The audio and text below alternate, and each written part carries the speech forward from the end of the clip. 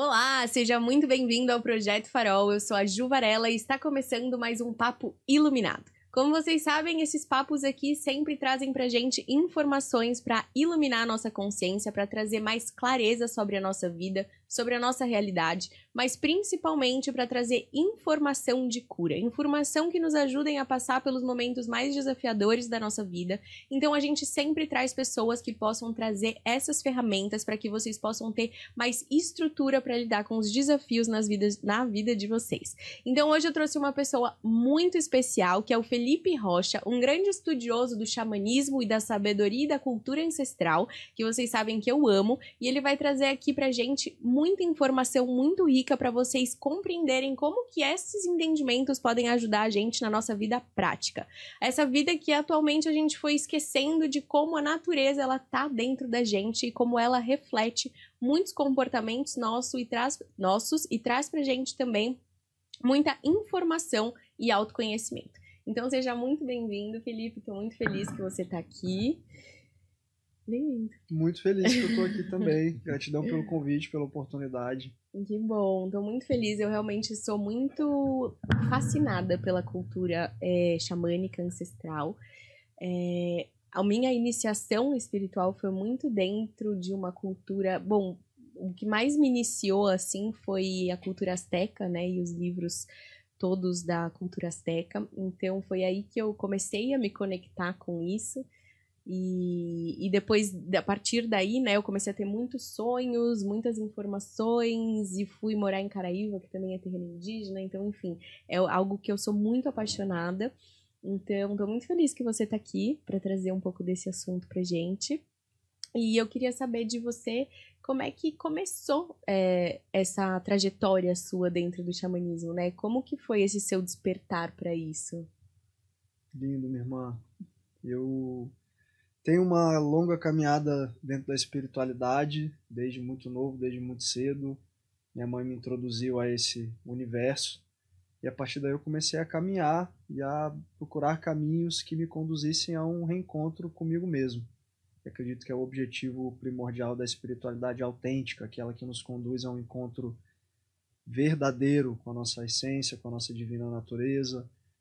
E nesse caminho, à medida em que eu amadureci, que eu me preparei, que eu abri meu coração para receber as ferramentas do Espírito, que eu fui me sintonizando com as instruções dos meus mestres, eu me deparei com a medicina da ayahuasca, num momento bem delicado da minha jornada, isso em 2014, e a partir dali tudo mudou, tudo se transformou na minha vida, não porque a mudança aconteceu de forma automática, não porque eu encontrei um milagre, uma panaceia na medicina da floresta, não se trata disso, eu gosto sempre de enfatizar esse ponto, mas porque eu estava decidido, comprometido a transformar aqueles aspectos da minha vida que de alguma maneira me distanciavam do que eu realmente sou e do que eu poderia oferecer para o mundo, oferecer para as pessoas.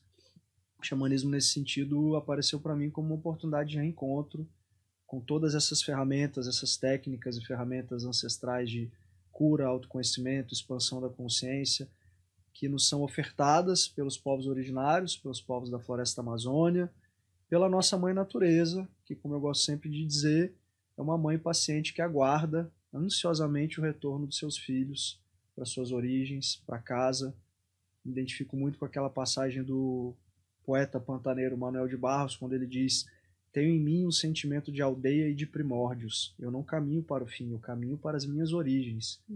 Encontrar o xamanismo foi um passo a mais em direção às minhas origens.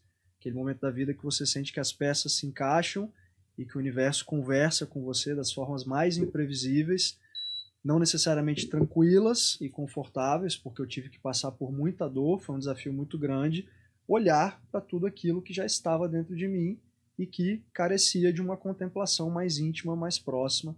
Como eu sempre digo, né? Embora muitas vezes as pessoas se atrevam a deixar de lado aquilo que vai conduzi-las para o encontro consigo mesmas, a gente não consegue fugir desse encontro por muito tempo.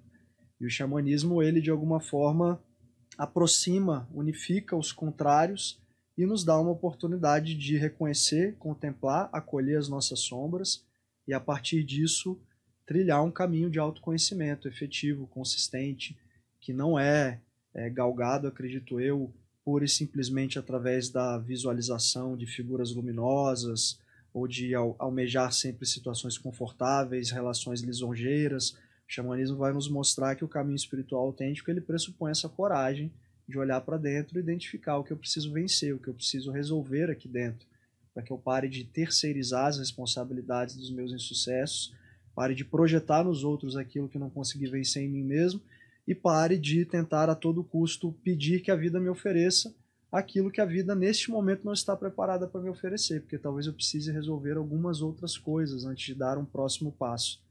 Então o xamanismo me trouxe esse senso de autorresponsabilidade.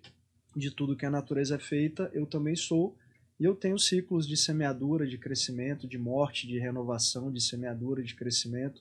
Contemplar, acolher e enaltecer a beleza de todo esse movimento, de toda essa dança, e perceber que no final do dia, aquilo que a gente tenta separar ou afastar, fala sobre algo que precisa ser redescoberto dentro de nós.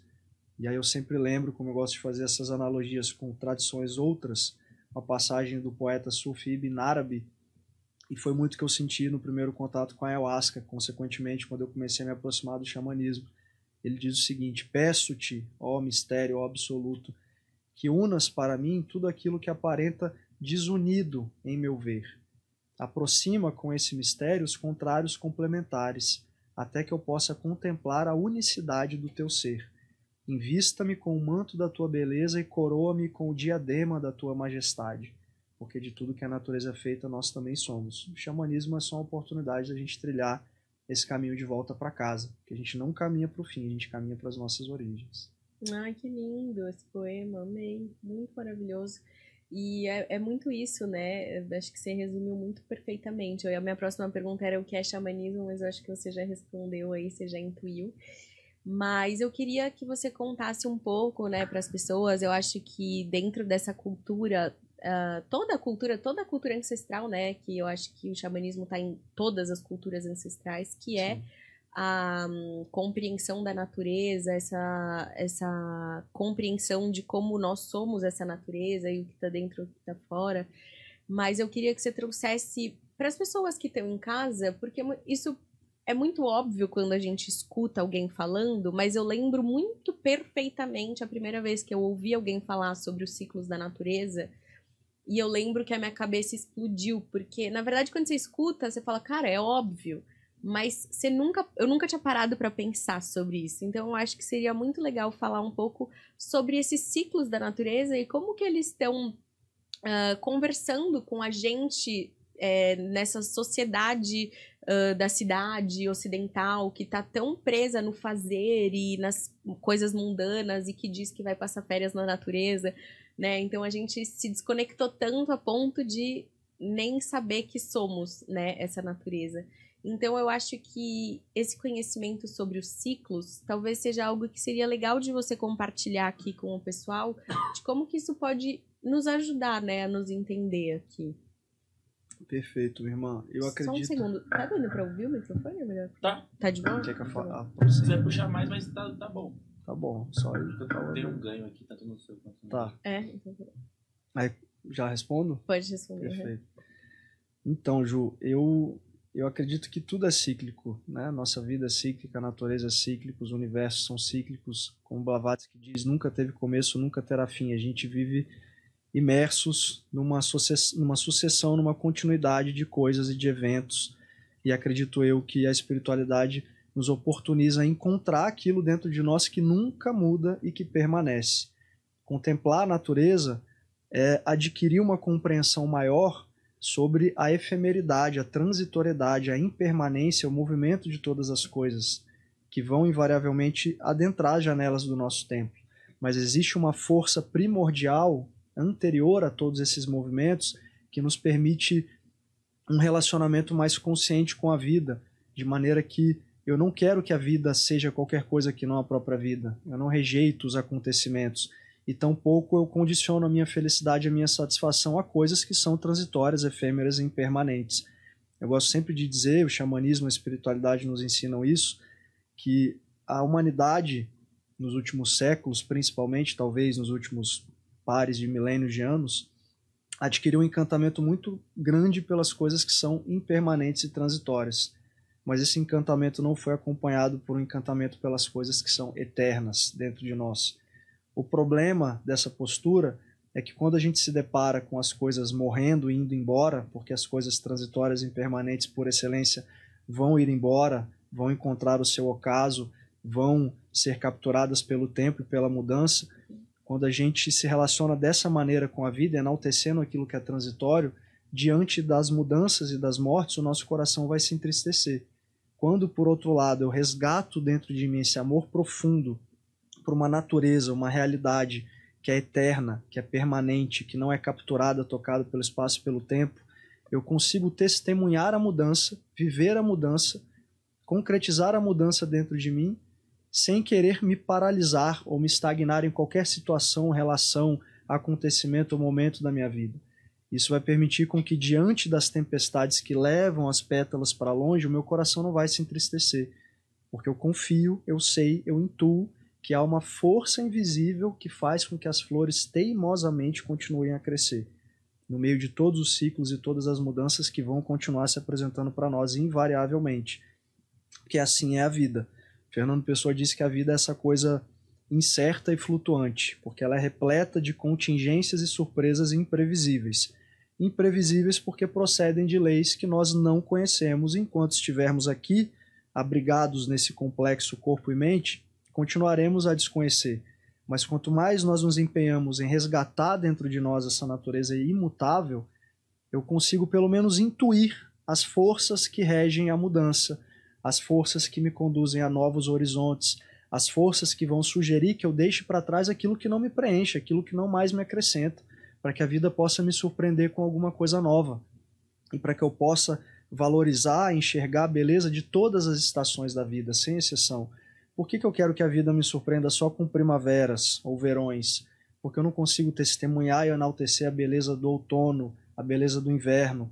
Khalil Gibran disse que se nós dedicássemos a mesma energia que a gente dedica à exasperação das nossas alegrias, a mesma energia nós dedicássemos à contemplação das nossas dores, o nosso outono não seria menos belo do que a nossa primavera.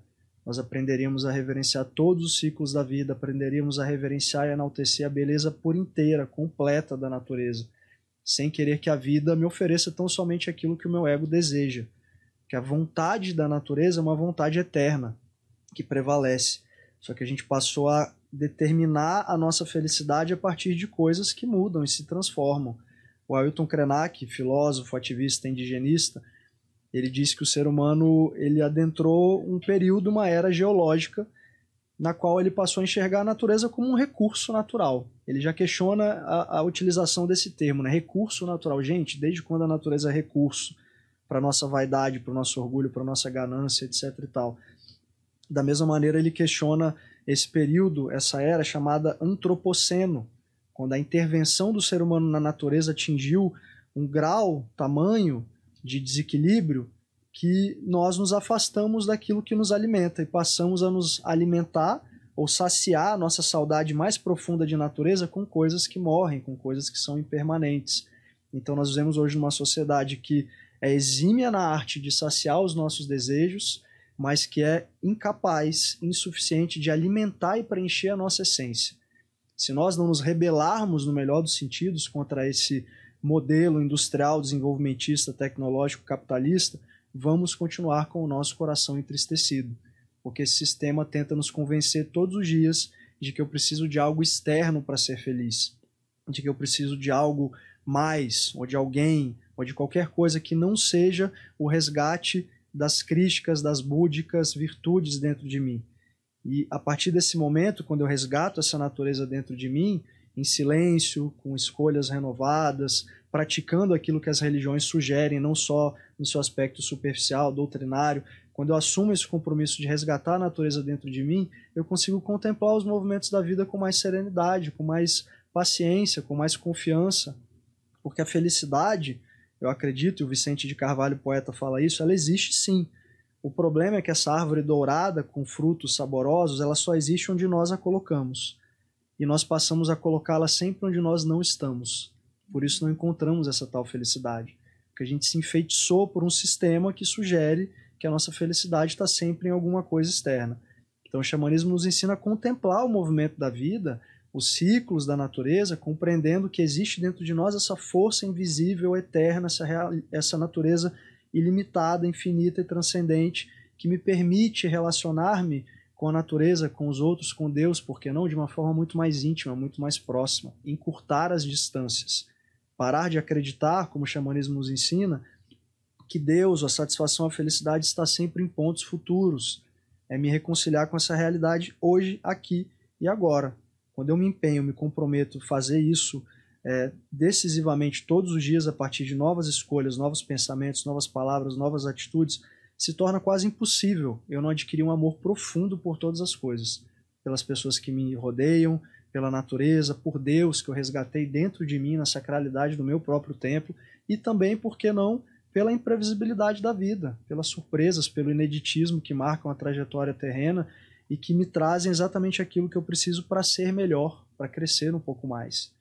Então a espiritualidade, através do xamanismo, não é ansiar por uma vida perfeita, é compreender que a vida é perfeita em todos os traços de aparente imperfeição que se apresentam na grande dança da existência, da qual nós somos protagonistas.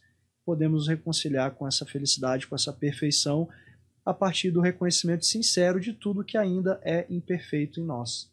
Maravilhoso, eu acho que é perfeito isso tudo que você falou, e eu acho que enquanto você estava falando me veio muito isso sobre toda essa parte do sentir que vai sendo apagada, né?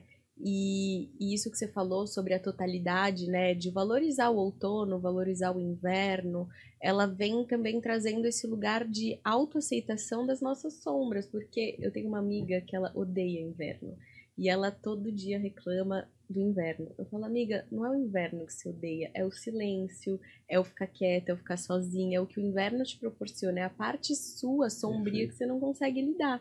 Ela ficou muito brava comigo, porque era uma grande verdade. E, na verdade, eu acho que é sobre isso, assim, a gente nega metade do nosso ser, né? Sim. Então, hoje mesmo eu tava tendo uma reunião antes falando sobre... Eu trabalho com aquarela, desbloqueio criativo, e existe uma resistência de levar isso para dentro das empresas, né? E eu tava falando, existe essa resistência porque dentro da empresa se cultua a mente, se cultua a parte racional, se cultua metade do nosso ser e se busca resultados utilizando metade do nosso potencial humano, né? Então, o que eu acredito atualmente é que para a gente ter uma completude e resultados ainda maiores, mais surpreendentes e mais mágicos, porque eu acho que quando a gente entra na seara de conexão com a natureza, existe uma magia indescritível, não racional e não lógica, e a gente vai deixando de utilizar 50% do nosso potencial. Porque a primavera e o verão é gostosinho, né? Sim. Ele se encaixa dentro disso que você tá vendo, é frutífero, o outro vê. Mas eu sempre falo que se não fosse a terra, se não fosse o broto, se não fosse a semente, né? Que a gente só vê a grama do vizinho porque tá da terra para cima. Mas e toda a estrutura que existe embaixo, né? Para aquela árvore, para aquela flor, para aquele fruto nascer, né? E assim, é tão gostoso, tá? Ali na semente, é tão importante e tão prazeroso, né? Depois que você entende a importância de você estar no seu casulo, que você entende a importância do silenciar, que você entende a importância do se acolher, que você entende a importância do desapegar, se torna tão prazeroso quanto o inverno e a primavera, né? E aí você se entende como um ser tão mais completo, tão mais poderoso, tão mais dono de si, mas principalmente mais autônomo e menos dependente do externo para sua felicidade, né? Então, eu acho que se conectar de volta com as raízes ancestrais, xamânicas, natureza, independente do nome que a gente dê, né? É se conectar com essa parte nossa que é essência, né? Que é quem a gente é, se aceitando como um todo, sem mais se rejeitar, porque eu acho que a gente é ensinado o tempo todo a se reprimir. E dentro desse espaço é um espaço em que você pode ser, né? Tendo beleza e acolhimento dentro das suas próprias sombras, né? Então, eu acho que isso é muito, muito especial, assim. Mas eu queria te perguntar um pouco sobre quais são as medicinas, né, da floresta que você trabalha, e como que elas te ajudaram, assim, nesse processo de aprofundamento mesmo. As medicinas da floresta representam para mim um portal que me conduz a esse encontro comigo mesmo, todos os dias, não só quando eu estou dentro de uma consagração em contexto ritualístico. Sempre falo isso para as pessoas: se você procura uma experiência com a ayahuasca ou qualquer outra substância psicodélica, medicina da floresta, como você preferir chamar, vá comprometido em trazer esse ritual para todos os aspectos da sua vida. Porque o verdadeiro ritual, a cerimônia, acontece no cotidiano, na dureza, na frieza, na dificuldade das provações que chegam até nós, dentro da nossa casa, dentro dos nossos relacionamentos, na fechada que a gente toma no trânsito e por aí vai. Então, você falou da arte. Para mim, as medicinas da floresta nos oferecem a oportunidade de nós resgatarmos dentro de nós essa capacidade de nós colorirmos a vida com outras cores, de nos tornarmos artífices do nosso próprio destino, sem correr naquela ideia muito superficial também de que eu sou prisioneiro do meu próprio karma, sou refém das minhas tendências, sou eternamente capturado pelas pessoas, pelas circunstâncias que estão à minha volta, então não posso fazer da minha vida algo melhor do que a situação onde eu me encontro hoje. Sim, é possível. A ayahuasca, as medicinas da floresta vão nos trazer essa autorresponsabilidade e essa capacidade de não só operar as mudanças na nossa vida, mas, mesmo diante de situações que eu não consigo mudar, porque boa parte delas eu não vou conseguir mudar, mas pelo menos eu consigo mudar alguma coisa em mim. Porque, como eu sempre digo, as medicinas vão nos mostrar que as coisas que acontecem conosco têm lá a sua importância. Porém, acredito que mais importante ainda é a forma como nós escolhemos lidar com as coisas que nos acontecem. Isso eu consigo controlar, isso eu tenho algum autodomínio para me relacionar com os desafios da vida de uma forma mais consciente. Quando eu conheci as medicinas, eu estava bem desconectado de mim mesmo, estava passando por situações bem complicadas na minha família, de desencarne, de enfermidades, completamente desconectado do meu propósito, ainda não sabia o que eu queria da vida, o que a vida esperava de mim, se é que ela esperava alguma coisa.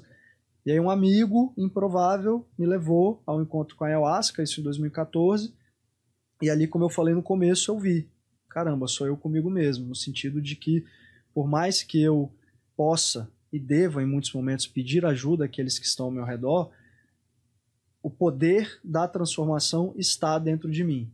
Porque eu sou a natureza, essa divindade que eu busquei por muito tempo fora está dentro de mim, e eu posso todos os dias rezar diante do meu altar, agradecendo por tudo aquilo que eu já tenho, pedindo forças para mudar aquilo que eu posso mudar, e estreitando cada vez mais esse relacionamento com a espiritualidade, que precisa ser cultivado, regado, como qualquer outro.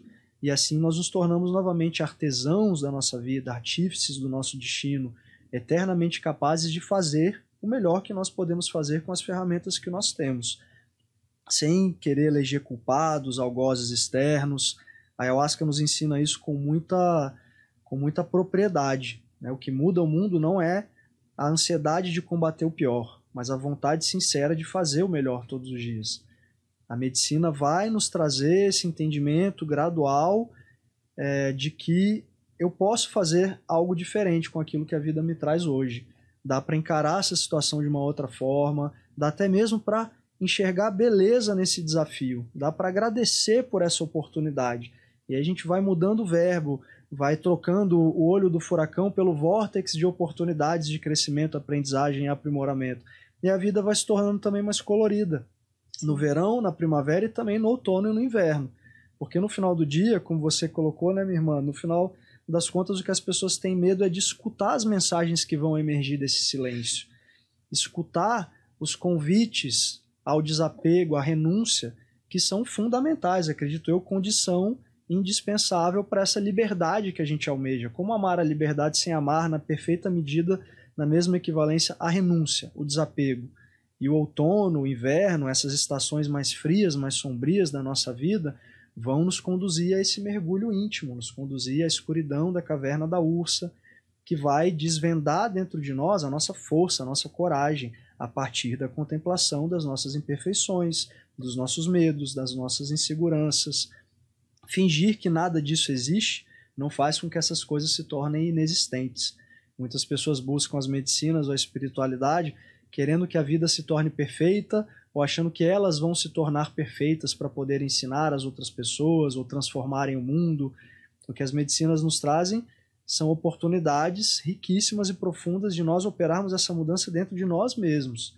E como Rumi dizia, no começo do caminho eu era inteligente, eu queria mudar o mundo e as pessoas, até que eu me tornei sábio e hoje eu me dedico a mudar a mim mesmo.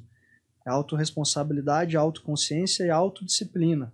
E quanto mais nós nos fortalecemos nesse caminho com as medicinas, nós nos tornamos algo mais aptos e preparados a fortalecer aqueles que precisam da nossa ajuda, do nosso apoio, do nosso amparo.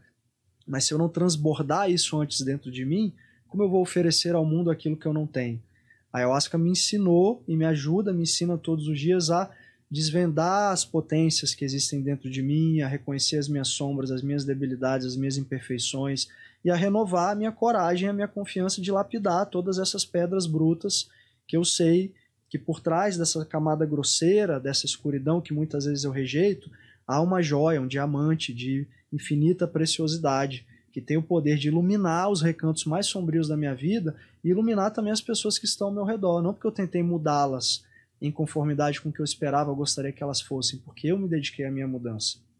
Então, para sintetizar tudo isso, se você busca uma experiência com a ayahuasca, reflita se você está disposto e comprometido em operar as mudanças mais importantes que você vai precisar concretizar na sua vida. Porque muitas pessoas buscam a experiência com as plantas e se assustam com o conteúdo psicológico, o conteúdo emocional que vem à tona, porque você vai precisar sentir essa dor em muitas instâncias, para que você possa passar por elas, ou ao menos deixar que elas passem, como rios que continuam o seu perfeito fluxo em direção ao oceano da eternidade. Nem sempre você vai precisar se debruçar sobre aquilo e fazer alguma coisa. A maior parte das vezes, eu acredito, é só observar e deixar com que os rios da vida continuem a fluir. A ayahuasca é a minha medicina por excelência, porque foi aquela que me oportunizou as grandes mudanças na minha vida e segue oportunizando. E depois que eu comecei esse estudo com os povos originários, eu me coloquei a serviço da planta. E hoje eu ofereço a ayahuasca nos nossos rituais, dentro do Instituto de Xamanismo Sete Raios, sempre dentro desse contexto ritualístico, devocional, com absoluta reverência e respeito à matriz incomparável dos povos originários, que nos fornecem as medicinas, que são apoiados pelo nosso trabalho e que são enaltecidos em cada encontro que nós fazemos dentro da linha do xamanismo, sejam os rituais, os cursos, as oficinas com as ervas, enfim. Medicina da Floresta é um reencontro com a nossa própria medicina, porque a medicina é curar, é cuidar um pouco mais de nós, e cuidar de nós é também olhar para as nossas sombras e entender que elas estão ali, fazem parte de nós. Como Jung diz, ninguém se torna iluminado visualizando figuras de luz, mas sim tornando consciente a sua própria escuridão. Porque enquanto a gente não trouxer esses aspectos invernais para a superfície da nossa contemplação, esses aspectos inconscientes vão continuar regendo a nossa vida e nós vamos chamar isso de destino. Talvez não seja o destino, talvez seja uma momentânea indisposição de eu me conceber como algo mais inteiro, algo mais completo. Isso é a natureza. Total, e eu acho isso que você falou perfeito, porque na verdade essas sombras que a gente renega, elas já estão atuando, né? E você já está sofrendo elas. Ou seja, no momento que ela vira uma crise, uma dor ou um sofrimento, de fato é uma oportunidade, porque é o momento que você está vendo algo que já existia. E é o único momento que você vai ter recurso, porque significa que se você está vendo é porque agora você tem ferramenta e recurso para transformar aquilo. Então eu sempre falo para as minhas alunas que é de fato uma oportunidade, né? Porque quantas coisas que a gente já fazia num passado com a ignorância já gerava aquele sofrimento e todas as consequências, e a partir do momento que você vê e você foge, você só aumenta aquilo, né? Você só posterga uma dor e faz com que ela venha de maneira mais forte, porque ela não vai deixar de vir, né? Então, eu acho de fato isso uma grande oportunidade, assim, os nossos sofrimentos e as nossas sombras, porque é ali que mora de fato, né, essa oportunidade de transformação. E além da ayahuasca, você conduz alguma outra medicina? Hoje eu trabalho com a ayahuasca, é a medicina com a qual a gente está para a qual nós estamos habilitados para trabalhar como um grupo neo-xamânico que pratica o que convencionou se chamar de xamanismo urbano. Então, hoje o Instituto Xamanismo Sete Raios ele está habilitado, credenciado a trabalhar com a medicina da ayahuasca e outras medicinas como a medicina do rapé, da sananga, que nós também compartilhamos nos rituais do Xamanismo Sete Raios. Inclusive tivemos um ritual no último sábado agora, o último ritual de primavera que nós fizemos, e os outros trabalhos que a gente conduz na linha do xamanismo e das terapias ancestrais, as oficinas de ervas que eu conduzo, os atendimentos terapêuticos no nosso espaço, lá na Casa Coerã, sempre dentro dessa proposta universalista de comunhão e aproximação de tradições, filosofias e religiões que muitas pessoas tentam ou tendem a separar. Nós enaltecemos muito o xamanismo como a medicina da vida, o caminho da unidade, uma filosofia espiritualista não dogmática que nos conduz a esse encontro profundo com a nossa essência, com a nossa divina, infinita e transcendente natureza. E para isso, a gente se aproxima das medicinas não como uma ferramenta externa. Muitas pessoas questionam, mas por que eu preciso de algo externo para me conectar ou encontrar minha cura, as minhas respostas? Ora, depende se você enxerga a natureza, essas substâncias, como algo externo a você. Nós acreditamos que são todas substâncias que foram sendo sintetizadas, concebidas no útero, no ventre da grande mãe, como uma possibilidade de resgate de seus filhos momentaneamente distraídos e abstraídos das suas origens. Seja a ayahuasca, tantas outras medicinas que são reverenciadas e consagradas mundo afora. A ayahuasca é aquela medicina que eu estudo com os povos originários, faço as minhas imersões no Peru, na Amazônia peruana, com o povo Shipibo, sempre me colocando, antes de qualquer coisa, como objeto principal de estudo. Então, a partir do meu autoestudo, das minhas jornadas autoinvestigativas, eu me aproximo um pouco mais desse mistério e me coloco única e exclusivamente como um facilitador, um instrumento para que as pessoas possam vivenciar essa experiência também. Porque a ayahuasca é quem vai conduzir os rumos da jornada, eu sou um facilitador dessa história e cada pessoa que está ali é que vai, de acordo com a sua abertura, com o seu merecimento, com a sua entrega, encontrar para si as respostas e as curas que procura. Maravilhoso. E para quem não conhece, né, a ayahuasca, o rapé, o sananga, eu queria que você trouxesse um pouco como que ela é feita, né, a ayahuasca, a raiz dela, de fato que é uma raiz, né, mas assim, a raiz no sentido da origem, o rapé, para que serve, enfim, porque o rapé, né, a construção do rapé, a produção, enfim, dessa parte mais técnica mesmo. Legal, Ju.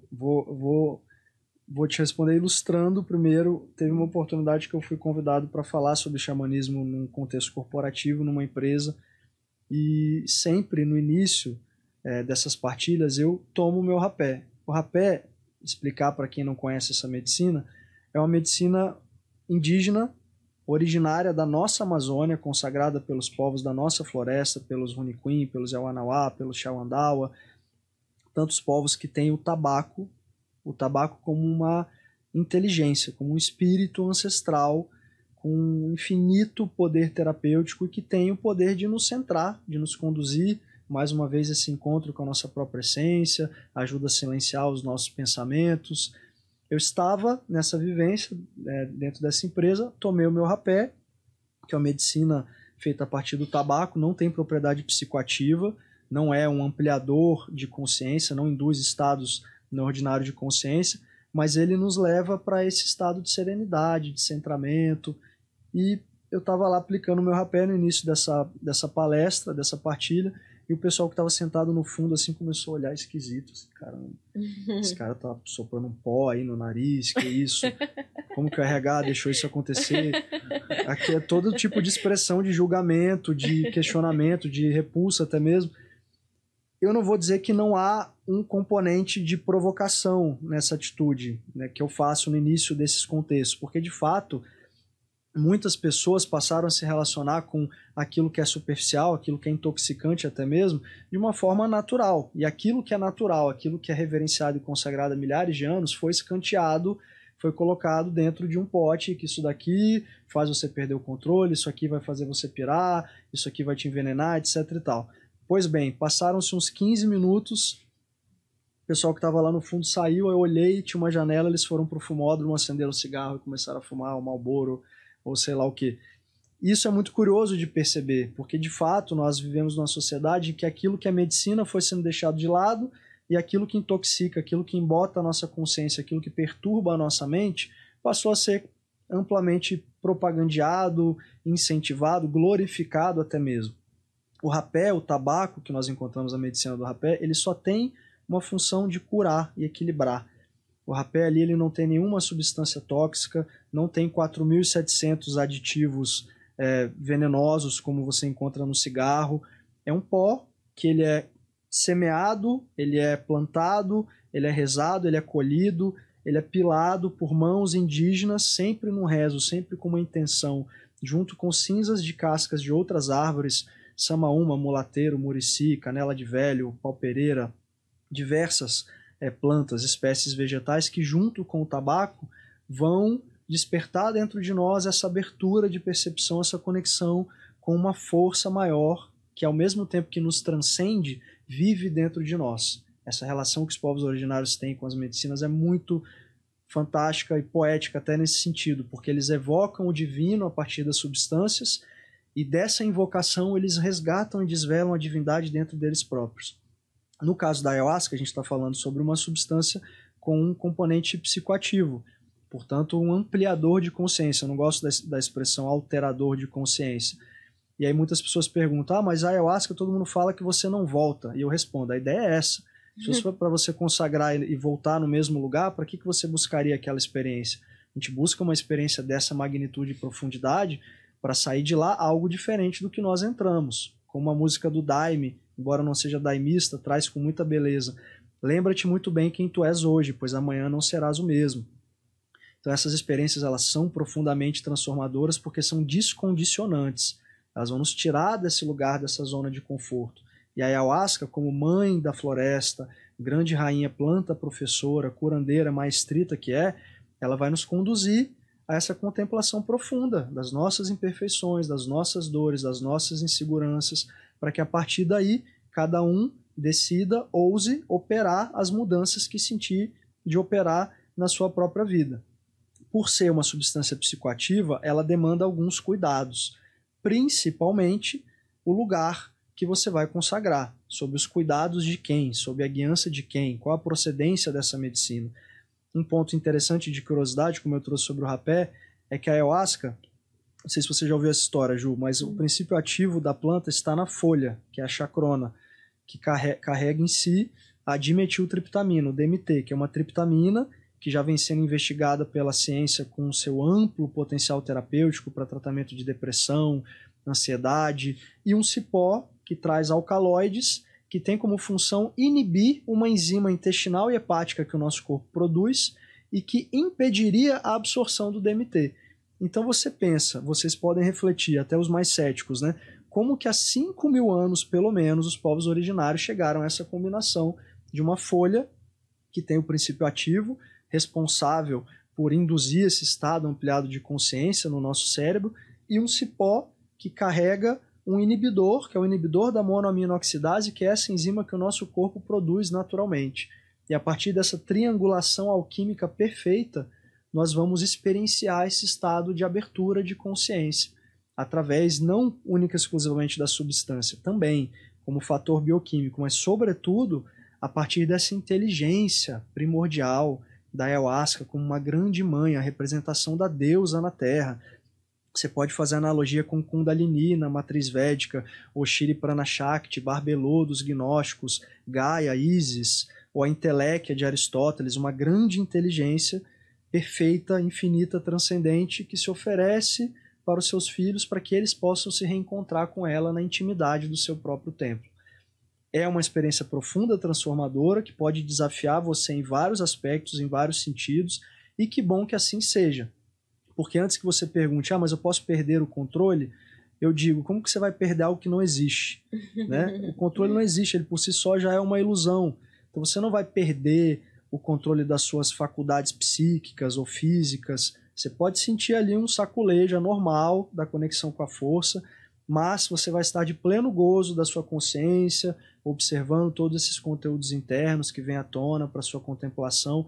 Confie, porque é uma medicina muito anterior a tudo aquilo que a gente passou a chamar de medicina, dentro desse edifício, como você mencionou, né, racionalista, cientificista, que passou a naturalizar as pessoas fazerem a compra do mês na farmácia, depositarem a esperança das suas curas em substâncias alopáticas, que boa parte das vezes não só não vão curar, como vão desencadear outros processos de doenças, de desequilíbrio.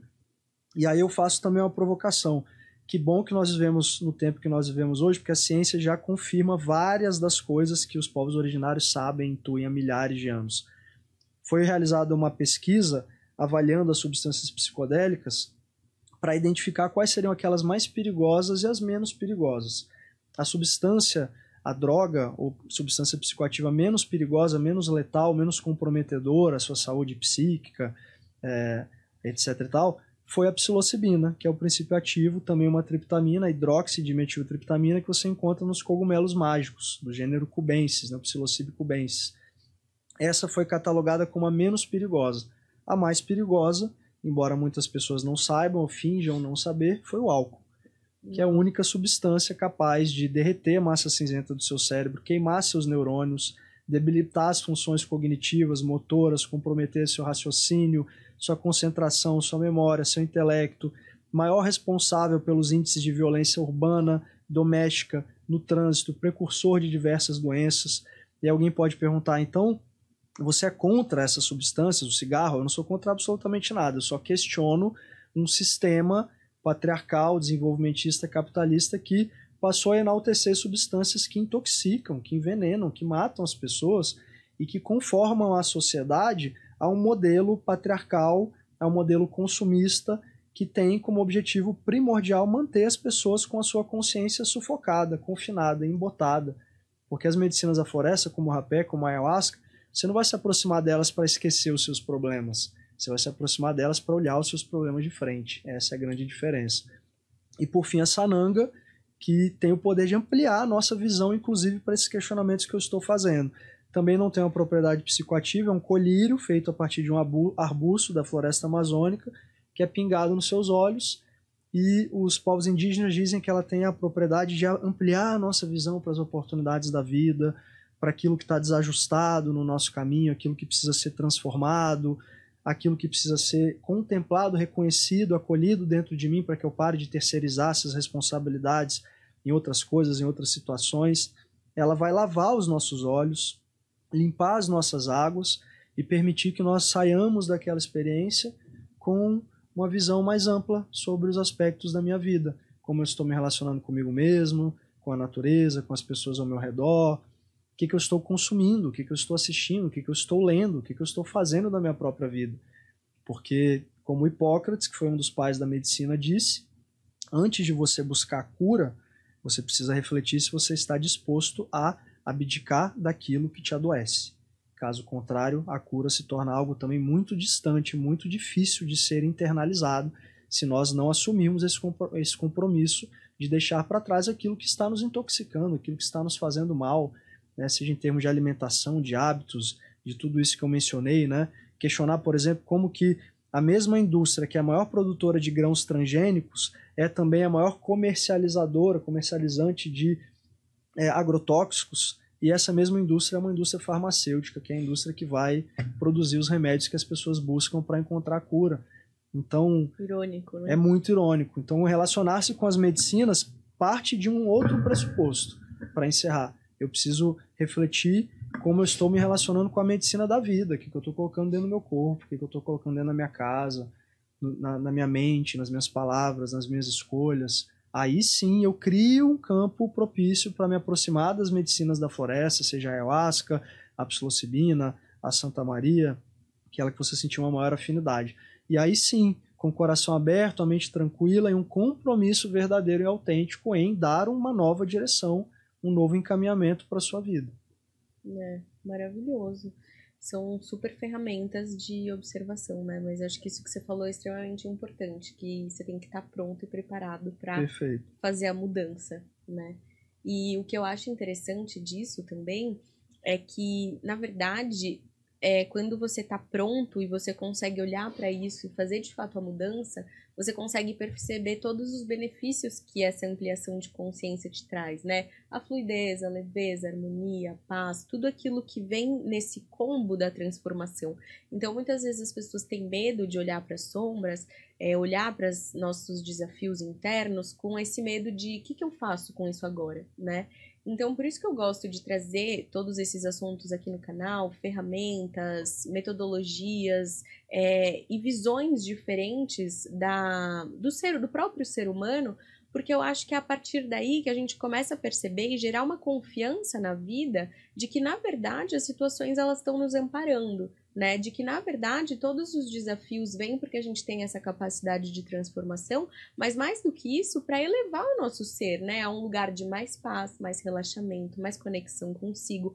Então, o que eu acho muito incrível, eu não conheço ninguém que despertou ou que adentrou esse universo e que falou, não quero mais, vou voltar porque eu queria, né? Porque vai ficando tão mágica a vida vai ficando tão mais leve, tudo vai fazendo tão mais sentido, quase como se você gerasse uma confiança na Mãe Terra de você se soltar, se entregar, entendendo que os desafios não são tão ruins assim, que a dor não é tão dolorida assim, e você vai criando esse espaço de entrega, de confiança, de redenção, de humildade, que vai te gerando uma sustentação para algo muito maior e muito melhor do que a sua mente pode conceber, né? E aí que eu acho que é a mágica da vida, a beleza da vida, a arte da vida, né? Então, eu acho que essas ferramentas e o conhecimento são muito importantes para a gente ir desenvolvendo isso. Porque é o que você falou, achei muito perfeito isso, né? A liberdade está no desapego. Então, e o desapego, eu acredito que ele ocorre quando a gente começa a criar e gerar essa confiança nesse processo, tendo as ferramentas para fazer essa transformação. Então, eu acredito muito nesse processo da gente ter as ferramentas, se munir dessas armas para a gente poder viver os desafios, né? Porque os desafios vão estar aí. E quais vão ser as nossas ferramentas para passar por essa guerra interna, né? Então, eu sou alucinada, assim, pela cultura, eu amo muito, me apoiou muito, muitas vezes, em muitos momentos, até hoje, na verdade, e então, por isso que eu quis te trazer aqui, assim, acompanho o seu trabalho, e eu vi que você trabalha também muito com plantas, né? Eu sinto muito, eu sou artista, né? Eu pinto, e eu tenho um sonho engavetado há muitos anos, que é de pintar ervas e trazer o significado delas, assim, né? Então, eu queria saber se você podia compartilhar com a gente algumas ervas e as suas propriedades, né? Como ferramenta que as pessoas podem usar em casa, assim, algumas que você acha que válidas pro dia a dia, assim. Lindo, Ju. Eu sou apaixonado pelas ervas, sou apaixonado por essas ferramentas, essas inteligências que a natureza nos oferece. E eu gosto sempre de enaltecer, é muito simples trabalhar com as ervas. Eu não vou citar o nome aqui, mas eu fiquei chocado há pouquíssimo tempo atrás que eu vi um comercial na televisão que dizia: chazinho da vovó é coisa do passado, tome, e aí falava o nome do remédio, falava o nome do produto. Ai, meu Deus. Bem nesse lugar de reforçar essa ideia de que aquilo que vem da natureza é obsoleto, é ultrapassado, a gente não precisa mais disso. Isso é uma raiz de todos os alopáticos, exatamente, né? Curiosamente. O princípio ativo vegetal que está nos alopáticos, muitos deles ali sufocados, né, com um monte de outras coisas que são colocadas para muitas vezes até condicionar, viciar, levar as pessoas para um estado de dependência química. As ervas não vão fazer nada disso, as ervas vão tirar você de lugares de dependência, vão clarear a sua visão, vão ajudar a descarregar acúmulos energéticos negativos que estão impregnados nos seus corpos vibratórios e vão, de alguma forma, também ampliar a sua visão para as oportunidades da vida, para a contemplação das suas dores, para escolhas mais virtuosas na hora de lidar com as pessoas, de lidar com os desafios do seu trabalho, dentro da sua casa, com seu filho, com seu companheiro, etc. e tal. A gente está com uma espada de Santa Bárbara aqui, linda, maravilhosa. Dá pra ver? Não. Não dá pra ver? Calma então aí, não estamos. Oi, gente. Aí mantém então, né? Segura ela aí, fica assim. Pronto, pode falar dela. A Ju está com uma espada de Santa Bárbara aqui, maravilhosa, poderosíssima, que traz a força da nossa mãe Ansã e que tem a propriedade de cortar, dilacerar, incinerar, levar para longe aquilo que não mais nos serve, aqueles impregnamentos, aquelas densidades que a gente acaba acumulando por força das nossas escolhas, dos lugares onde a gente caminha, onde a gente abre o nosso campo, os pensamentos que a gente cultiva, as palavras que a gente traz para o mundo. A gente tem a espada de São Jorge, que é muito parecida, traz a força de Ogum, para quem tem uma familiaridade com a Umbanda, que também traz esse poder de corte.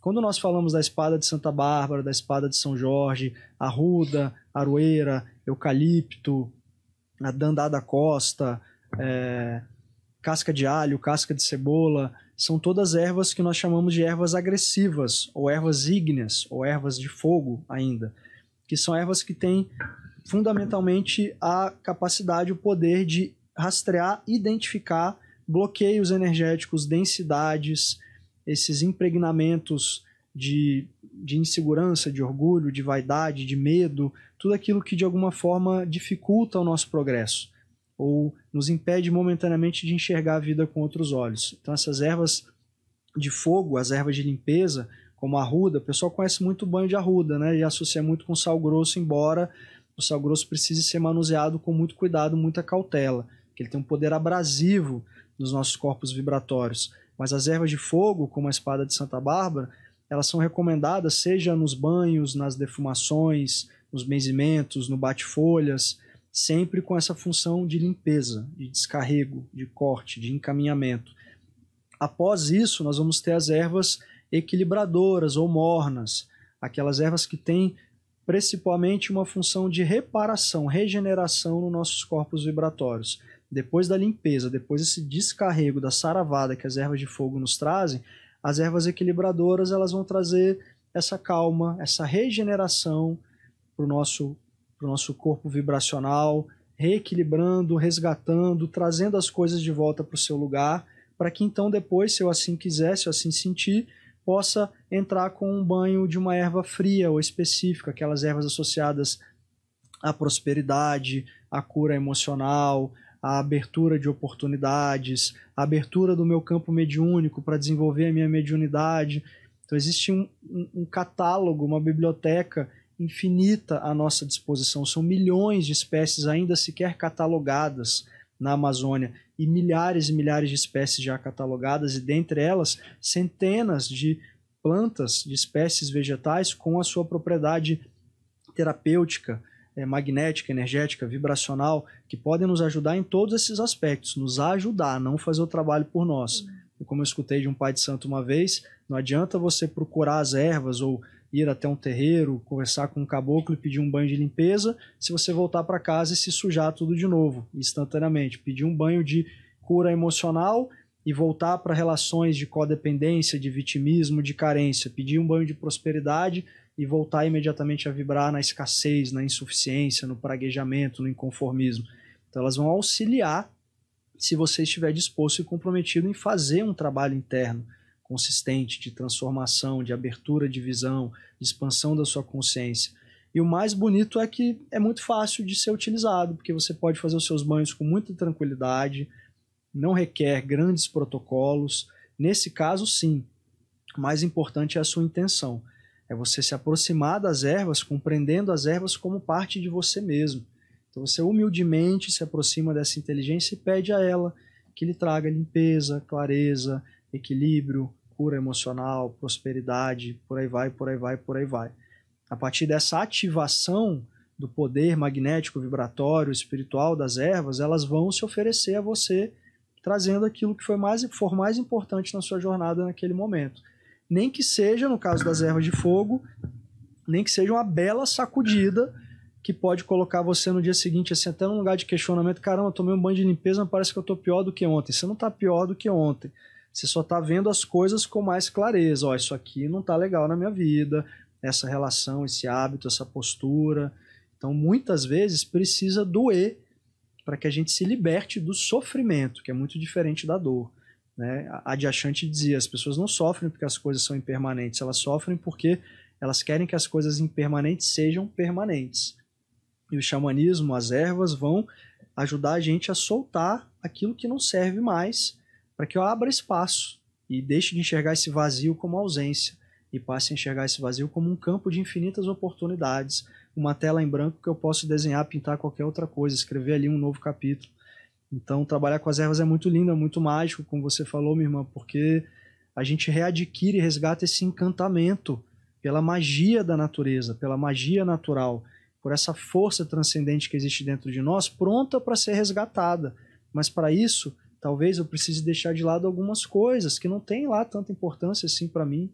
Será que eu preciso tanto disso? Ou será que agora eu preciso só parar, silenciar, confiar, deixar as coisas acontecerem? Me aproximo das ervas, faço uma defumação na minha casa, tomo um banho, posso tomar banho até para minha mãe, para aquele parente que talvez hoje não esteja ainda aberto a vivenciar essa experiência, mas eu posso, através dessa conexão que nos entrelaça, tomar um banho de ervas para minha mãe, pelo meu pai, pelo meu companheiro, intencionando, me conectando com o eu superior dessa pessoa e pedindo que a inteligência vegetal, que a grande mãe, alcance o coração dessa pessoa e crie essa ponte, para que aquilo que eu vibro, aquilo que eu intenciono, aquilo que eu rezo para essa pessoa, contorne todos os obstáculos e chegue naquele lugar silencioso que todo mundo tem dentro de si.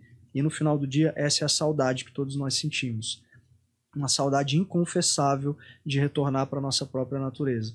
E muitas pessoas, a maior parte delas, infelizmente, vai tentar aplacar essa saudade a partir de situações, prazeres efêmeros, coisas que não preenchem, que não acrescentam. As ervas certamente têm muito a acrescentar. Se você estiver disposto a abrir um pouquinho de espaço aí dentro e deixar que elas cheguem, deixar que elas entrem, dancem com você, não vão fazer com que a sua vida seja perfeita, absolutamente livre de percalços ou desafios, mas, como você falou, minha irmã, vão ajudar a gente a lidar com os desafios com mais fluidez, com mais serenidade. Ah, isso aqui eu estou cortando, isso aqui eu estou limpando, isso aqui eu estou preparando um território para descobrir algo novo lá na frente. Isso aqui está em fase de semeadura. Não adianta eu querer que a vida, que as ervas, que a ayahuasca me traga isso pronto, embalado, resolvido. Eu vou colocar isso na terra, eu vou cultivar, eu vou regar, eu vou rezar, eu vou confiar que a natureza tem um tempo perfeito, que normalmente não respeita o tempo do nosso relógio, que a eternidade não tem pressa. E a natureza, as ervas vão nos presentear com aquilo que é mais importante para nós naquele momento, que não necessariamente é o que eu desejo. Mas se eu me entrego, abro o meu coração, certamente elas vão trazer aquilo de que eu necessito. Ai, que perfeito, maravilhoso.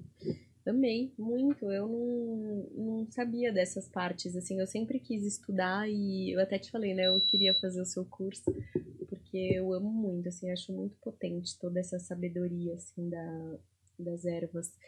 E sabe o que eu queria saber? Uma última pergunta antes da gente tocar o tambor e tal. Como que você foi parar nos povos Shipibo, que chama? Como que você foi parar lá? Através de um grande irmão, como a vida nos presenteia, né? Meu irmão Pierre Stocker, músico, artista, multi-instrumentista, homem medicina, estudioso também do xamanismo, das tradições ancestrais.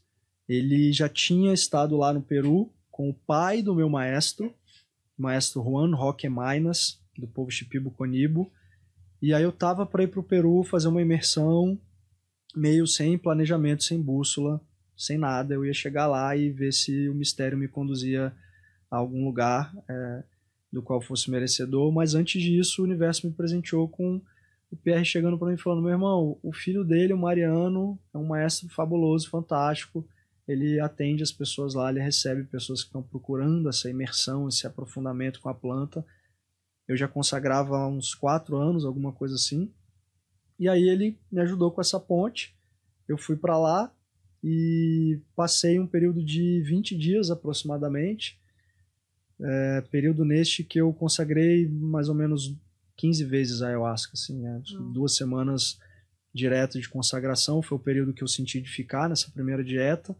Depois eu voltei mais 2 vezes, a última delas em 2021, com o maestro Juan Flores, lá no distrito de Mayantuyaco, que é o território das águas ferventes, né? A água, a temperatura ambiente, ela fica a 95 graus, então você está o tempo todo rodeado, você está dentro de uma sauna natural, um vapor que fica soprando o tempo todo, uma sensação térmica de, não sei, algumas centenas de graus, talvez, porque é muito quente.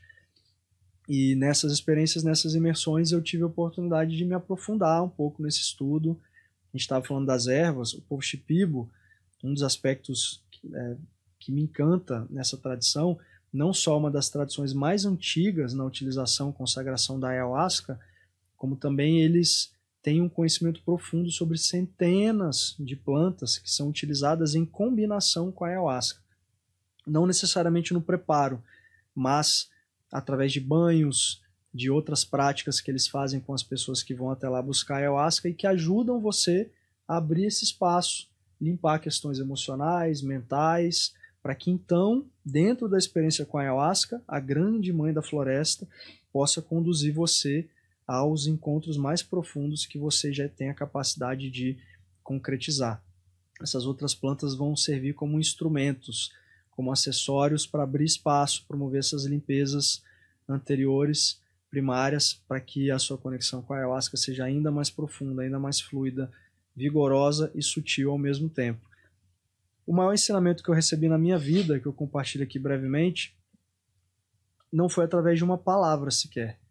Eu estava lá pela primeira vez com o maestro Kurinsui, ele vivia numa casinha 3 por 3 metros, ele, a mulher e 7 filhos, esteiras no chão e redes em cima, porque não cabia todo mundo na casinha, uma simplicidade absoluta.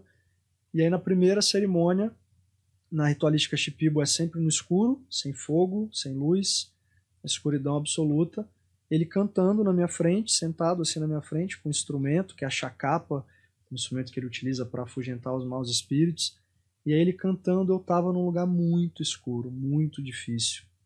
Naquele momento eu duvidei, questionei se eu ia ter força de sair daquele lugar. Tanto duvidei que eu estiquei a mão, coloquei a mão em cima do ombro dele, ele estava bem pertinho de mim assim cantando, do tipo, por favor, me tira daqui, faz alguma coisa, eu não dou conta, não sou capaz, tá muito escuro. Eu ficava cada vez mais escuro, tinha um alçapão, tinha um porão lá dentro, mais uma gaveta, não parava de ficar escuro.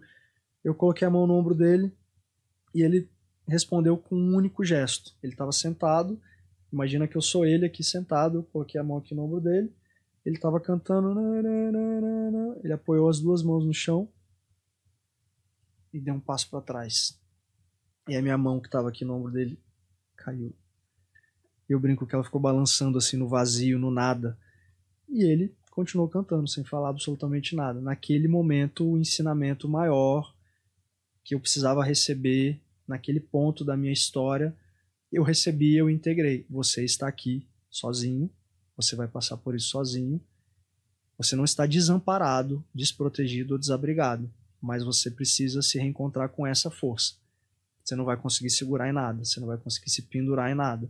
Agora você precisa trazer essas mãos, voltar para o seu peito e confiar que você tem a capacidade de sair dos lugares onde você mesmo se colocou, de alcançar os entendimentos que você veio procurar aqui e voltar depois para sua casa, voltar para o seu país, com tudo aquilo que vai lhe permitir dar os próximos passos. Mas para isso você precisa se reencontrar com essa força, com essa coragem.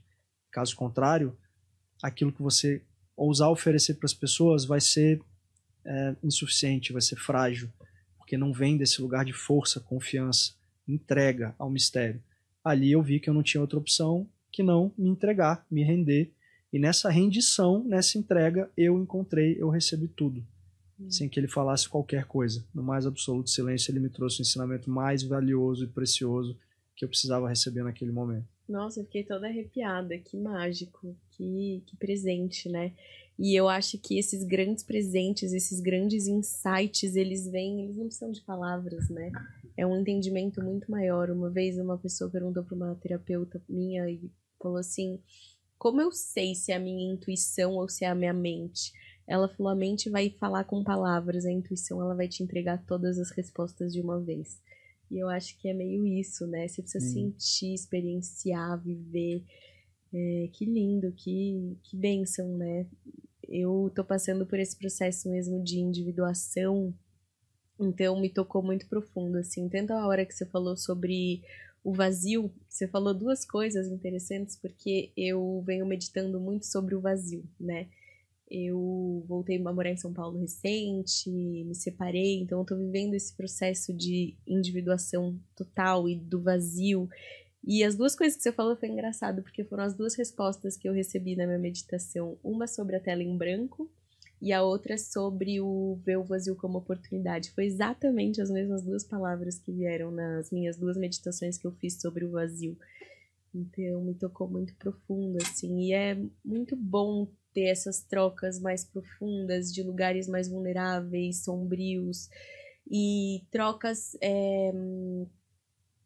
de verdade, sabe? Porque eu acho que o mundo tá tão escasso desse amor, desse relaxamento, dessa entrega, desse lugar de confiança e de viver em prol dessa verdade, desse amor, da natureza. Eu sinto que todos nós que estamos de alguma maneira trabalhando em prol disso, a gente está sendo muito amparado para que isso possa chegar em mais pessoas, porque eu sinto que palavras não são suficientes, elas precisam experienciar, como a experiência que você trouxe agora, porque é muito mais rico do que tudo que a gente pode estar aqui falando. Sim. 10 horas, né? Quando você vive essas experiências na pele, parece que esse vazio, ele se dissolve numa imensidão, né? Assim, então você se vê como parte dessa imensidão e um preenchimento muito maior do que o vazio pequeno que a gente sente, né?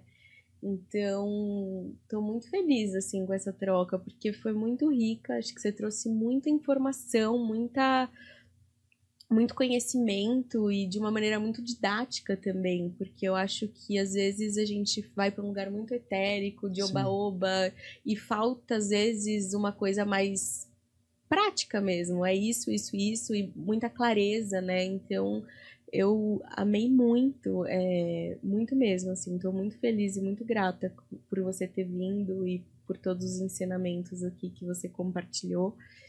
E queria saber se o Eudes, que gosta de fazer perguntas, você tem alguma pergunta, amigo? Pior que tudo que eu pensava em vou perguntar, ele explica muito bem. Isso é bem de todas as pessoas. Às vezes eu escuto minha voz 2 vezes.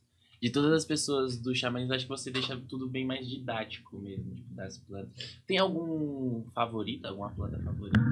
Tipo, ou tudo tem seu porquê e seu lugar certo? Você fala, mano, isso aqui tem que ser, sei lá. Pra mim a ayahuasca é a grande mãe, né? É a grande rainha. Ela é a representação da deusa na Terra e ela nos traz tudo com muito carinho, com muita precisão, com muita disciplina também. Eu digo que como mãe que ela sabe o momento de trazer os ensinamentos da forma mais afável, mais amorosa, mas também sabe o momento de ser mais enfática, enérgica, assertiva em relação àquelas coisas que estão fazendo hora extra já na nossa vida, né? Meio que assim, isso aí você já entendeu que precisa mudar, vamos ou não, né? O preço da consciência é a eterna vigilância, como eu sempre digo. A gente tem que estar sempre atento às coisas da nossa vida que nos perturbam, nos angustiam e fazer aquilo que precisa ser feito com aquilo que nós já temos. E no campo das plantas, das ervas, eu tenho a pitangueira na minha casa, eu sou apaixonado pelas folhas de pitanga. Todas as frutíferas têm uma função equilibradora, né? O manjericão, que também tem uma função de equilíbrio, de energização, direcionamento, alecrim, erva da alegria, da exuberância, hortelã. Mas no campo das substâncias psicodélicas, vamos dizer assim, a ayahuasca, embora seja também a mais desafiadora, sim, porque você nunca sabe o que vai encontrar, eu sei o que eu sou, mas cada dia eu estou alguma coisa diferente. Era esse ponto que eu ia perguntar. Esse é o também. ponto mais Se delicado. Ela é uma planta assim tão reveladora, por que continua tendo que tomar? Tipo, sempre vai ser um novo desafio, sempre vai ser uma nova parada, mesmo você já tendo se resolvido tão bem na primeira vez que você usou? Olha, essa é uma pergunta muito boa, porque não necessariamente você precisa continuar consagrando. Muitas pessoas encontram aquilo ou que entendiam suficiente para sua vida, ou que entendem trabalhoso o suficiente, que vai demandar muito tempo de reflexão, integração, dedicação. Então varia muito de pessoa para pessoa. Muitas pessoas consagram uma única vez e não consagram mais, ou porque ficaram com medo daquilo que acessaram, ou porque entenderam que ali já é o suficiente a ser trabalhado, ou porque se encontraram com uma cura que era talvez a cura que a pessoa precisava integrar a milhares de vidas, e ela conseguiu, chegou àquele entendimento. Cada um de nós traz uma história. Eu gosto de dizer que nós somos filhos de uma mesma vida divina, mas somos irmãos em lugares, em contextos diferentes, escrevendo cada um a sua própria história. Nesse sentido, cada um vai se relacionar com a planta de uma forma. Como a gente está sempre mudando e as coisas estão sempre mudando e passando por nós, cada experiência tende a oferecer novas oportunidades de reflexão, outras respostas ou outras dúvidas. Que às vezes mais importante do que encontrar a resposta é se familiarizar com a dúvida, com a pergunta de que eu não vou conseguir encontrar todas as respostas.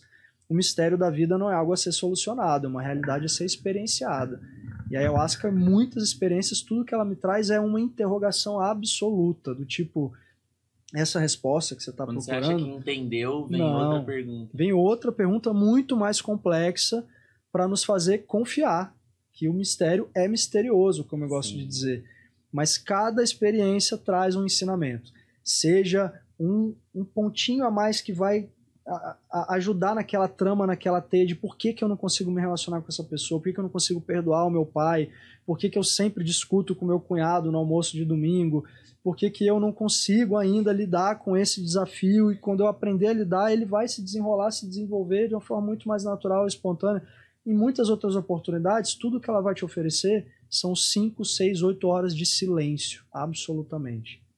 Sem que você veja nada, escute nada, tenha qualquer insight, mas isso já não é um presente interessante o suficiente para boa parte da nossa sociedade que tem um medo inconfessável de permanecer algumas horas na sua própria companhia, olhando. Eu fiz uma vez não é? só. O que está passando ali na sua cabeça é maravilhoso, é mágico. Foi você se abrigar, se acolher. Isso que eu ia falar, o silêncio é ensurdecedor. O silêncio é ensurdecedor. Meu Deus do O céu. império do ruído tornou-se também a tragédia do silêncio. Então, como a gente se acostumou muito com barulho, com ruído, com estímulo, com as realidades da matéria, da experiência física, a gente passou a temer o silêncio, a escuridão, o vazio, o repouso, que são as realidades anteriores ao próprio universo.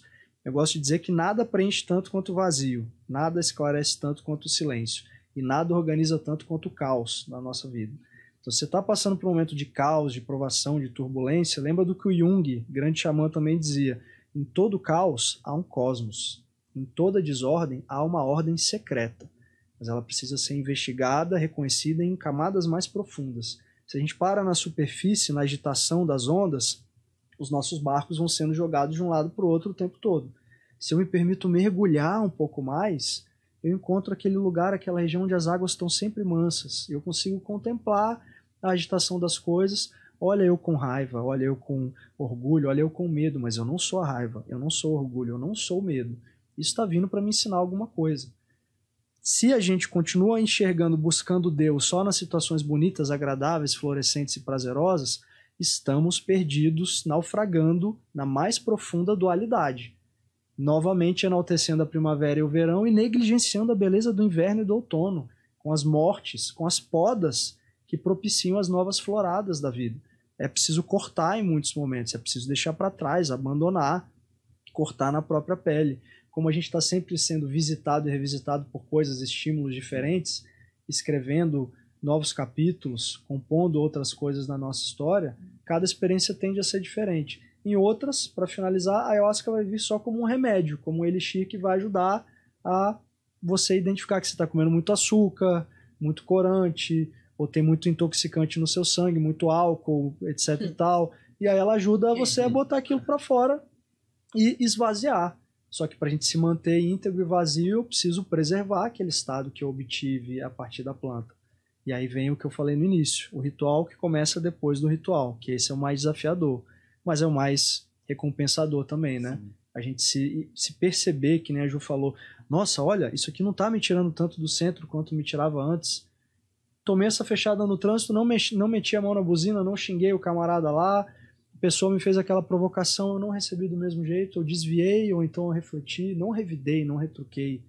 Então a gente vai se percebendo cada vez mais nesse lugar de distanciamento, não porque eu estou me distanciando das coisas, das relações, porque eu estou cada vez mais próximo de mim mesmo e da minha natureza, que se permite observar as situações com mais consciência, serenidade, confiança. E para finalizar, Ju, isso que você falou me tocou muito, porque não só a sincronicidade de você falar que você estava nessa reflexão, está nessa reflexão, mas eu vejo muitas vezes as pessoas com medo dos próximos capítulos, né? Ou acham que precisam apagar os capítulos que já foram escritos, ou que não vão dar conta de continuar escrevendo a história da vida. ou elaborando a próxima cena, colocando no papel o próximo desenho, a próxima história. E requer-se sim muita coragem quando a gente está diante das páginas em branco, né? E eu olho e falo, caramba, o que eu escrevo agora? Nossa, eu posso escrever qualquer coisa. Posso, inclusive, escrever mais uma linha torta, mas que vai me dar a chance de corrigir os meus passos de novo lá na frente. E não tentar apagar os capítulos do passado, mas reverenciá-los, enaltecê-los, todos eles como parte fundamental da minha história. Honrá-los.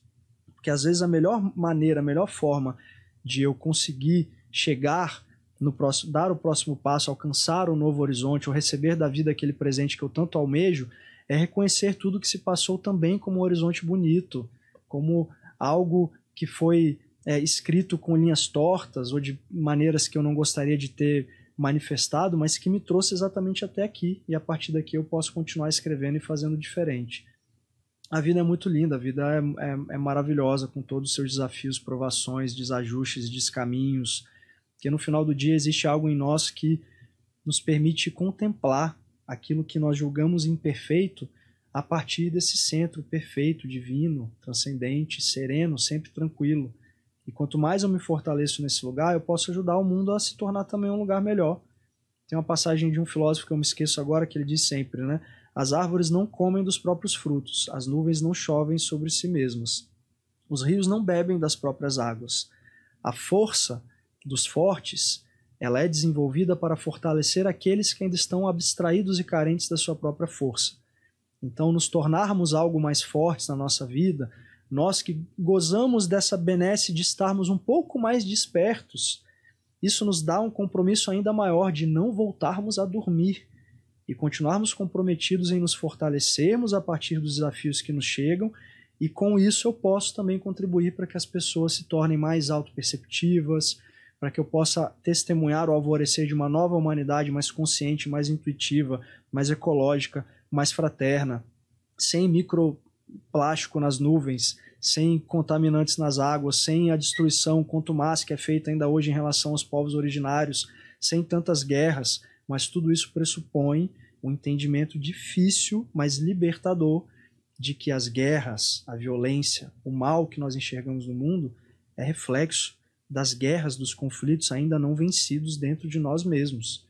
Essa epidemia psíquica que faz com que o ser humano ainda opte pela competição em detrimento da cooperação, pela separatividade no lugar da fraternidade, o ego no lugar destronando o império do amor. É preciso fazer essa mudança íntima todos os dias, através de palavras, pensamentos e atitudes. A espiritualidade verdadeira é o compromisso de eu fazer com que as minhas palavras, meus pensamentos, minhas atitudes e as minhas escolhas tornem esse mundo um lugar, alguma coisa mais belo, até o ponto de, quem sabe, um dia Deus querer viver nele conosco. Ai, que especial, lindo, perfeito. E me diz uma coisa, o tambor que você trouxe, como que ele traz, né, essa representatividade, a vibração, a sonoridade, de repente até o animal, né, da pele? Como é que funciona a cultura do tambor? Como é que você enxerga isso? Ju, o tambor, ele é enaltecido, reconhecido no xamanismo, entre as mais diversas culturas, tradições originárias que trabalham com tambor, como o cavalo do xamã, no sentido de que ele é a canoa, ele é o veículo que permite que o xamã adentre estados ampliados de consciência e se torne esse intermediário entre o mundo físico e o plano espiritual, entre a realidade da matéria e a realidade sutil, a realidade etérea, a realidade maior que está além da efemeridade, da transitoriedade do mundo fenomênico. O xamã, nesse sentido, ele utiliza os instrumentos para adentrar esse estado ampliado de consciência, sobretudo nessas culturas que eu estudo, na matriz nativa norte-americana. Eles que não tinham, boa parte deles, a tradição de consagrar substâncias psicoativas, eles adentravam esses estados ampliados, extraordinários de consciência, única e exclusivamente com o toque do tambor. E é um pouco do que a gente faz em algumas das nossas vivências, né, com os instrumentos. Trabalhamos com vários instrumentos das culturas originárias, o tambor, o didgeridoo, as flautas, o gongo tibetano, E o tambor, ele, como eu falei, ele serve como esse veículo para que o xamã adentre estados ampliados de consciência. O xamã, que é um outro termo cunhado pela antropologia para se referir ao pajé, à curandeira, ao miraia, aquele viajante do invisível, o mestre do êxtase, que adentra estados não ordinários de consciência e ajuda a comunidade, ajuda as pessoas a também despertarem para uma realidade mais bonita, mais elevada, mais completa, mais una, mais consciente, sem querer excluir qualquer aspecto da vida, reverenciando a beleza da vida em todos os seus desajustes, em todas as suas manifestações, porque todas as manifestações da vida são pinceladas do divino, nos convidando a contemplar essa grande obra perfeita que é da criação, muito embora a gente queira excluir muitas vezes os acontecimentos, não concebendo que tudo que se passa na Terra é um reflexo daquilo que se passa ou já se passou dentro de nós. Então eu queria compartilhar um pouco, um toque. Vou pedir para vocês fecharem os olhos. Vocês também, em casa. Faço aqui, meu irmão, um pouquinho. Me fala como que você acha melhor aqui de colocar. No começo eu vou só dar um pera aí, talvez. Só para ir ajustando, Tá, eu vou tocar primeiro então só para você sentir aí. E aí quando tiver no ponto você fala que aí eu toco para valer.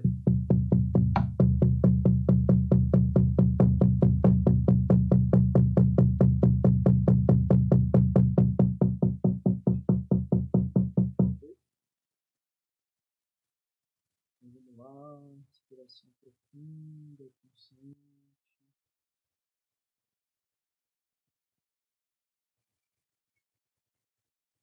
Entrando dentro de nós esse lugar silencioso, vazio que preenche, silêncio que esclarece, divina natureza que floresce. Apenas observe o movimento sereno da sua respiração, esse perfeito fluxo que nos preenche com vida, que nos recorda um milagre que nós já somos, a divindade que nós já somos e nunca deixaremos de ser.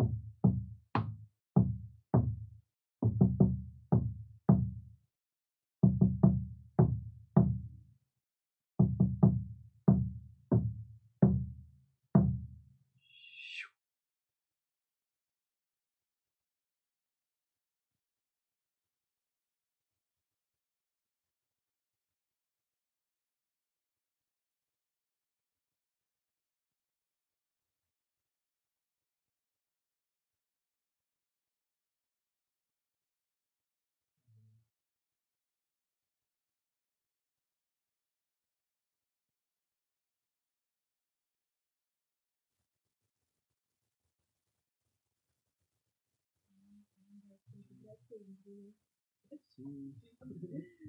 Nossa, muito bom. Eu senti assim no começo, parecia que tava derretendo, indo embora tudo, assim, aí depois foi chegando uma luz, assim, eu falei, quero ficar aqui. Muito bom, amei. Gratidão, irmão. Muito lindo. Esse tambor tem uma história muito especial, porque ele foi canalizado, ele foi concebido por um irmão que fez a passagem recentemente, o Maurício Matos. Perdão. Esse tambor ele tem uma história muito especial. Ele foi feito por um irmão que fez a passagem há alguns anos. Ele estava vindo para São Paulo entregar tambores, ele vinha fazer as entregas de moto, sofreu um acidente. E esse tambor é feito com pele de búfalo. O Maurício sempre trabalhou com peles de descarte, né, uma forma, assim como o Rodrigo Ecos, ele explica com muita beleza dentro de toda essa história melancólica que a gente testemunha com o abate dos animais para a indústria da carne, etc. e tal, eles decidiram dar um encaminhamento para esses corpos, para essas peles, transformando-as em tambores que iriam dar a oportunidade desses animais continuarem a sua jornada, a sua história, através desses instrumentos que são justamente pontes, meios de conexão com a realidade espiritual e que nos convidam a uma nova consciência, uma nova forma de nos relacionarmos com todos os reinos da criação, né? Reino mineral, reino vegetal, reino espiritual, reino animal. Aqui tem as 4 estações, né? Os arquétipos animais ligados a cada uma delas, a águia guardando a primavera, o caminho do visionário, as portas, a abertura do espírito, a liberdade, a clareza, o desapego. O coiote ou lobo guardando o verão, portal emocional, elemento água, representando o resgate da nossa inocência, a cura dos nossos traumas de infância. A caverna da ursa, o outono, a profundidade, o mergulho, a investigação dos nossos apegos mais profundos, o silêncio e o portal ao mesmo tempo do renascimento. E por fim o inverno, que representa a renovação, quando a força da terra parece que ela está adormecida. Na verdade, ela está direcionada para o aquecimento e fortalecimento das sementes, que já se preparam para o novo ciclo de florescimento, efervescência, morte, decadência, regeneração, semeadura, florescimento. Qualquer semelhança com a nossa vida não é mera coincidência. Que maravilhoso. Ai, um dia eu queria saber se você quer vir fazer só pra gente falar sobre a roda Com certeza. xamânica. Você Aqui topa? dá para ficar muito tempo. Umas horas, né? Boas horas. É. São infinitos arquétipos. Isso é uma bússola para nossa vida, né? Uhum. É uma ferramenta fantástica. Maravilhoso. E olha que engraçado, quando você puxou o tambor, eu não tinha visto ainda, né? Eu senti uma energia muito forte de búfalo.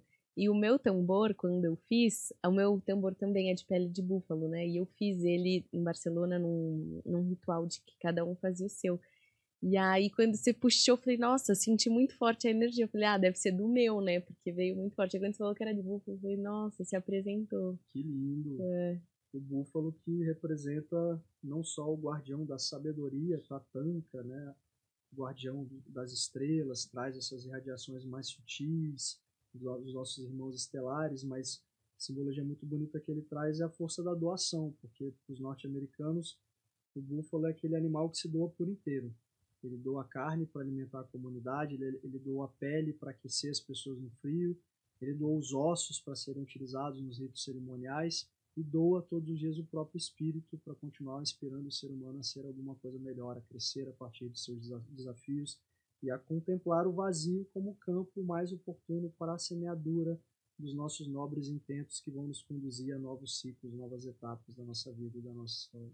Uau, que especial. Amei muito. Quero te agradecer muito aí por tudo que você compartilhou, toda a energia, sabedoria. Acredito muito que essa sabedoria, ela precisa ser compartilhada e que chegue em muitas pessoas, porque foi o que me salvou muito em muitos momentos. Então, gratidão mesmo pelo seu partilhar, pela entrega, presença, pelo tambor, né? Foi muito especial também. E, gente, gratidão demais para todo mundo que tá aí assistindo. Fê, você quer compartilhar algum workshop, retiro, suas redes para o pessoal te achar?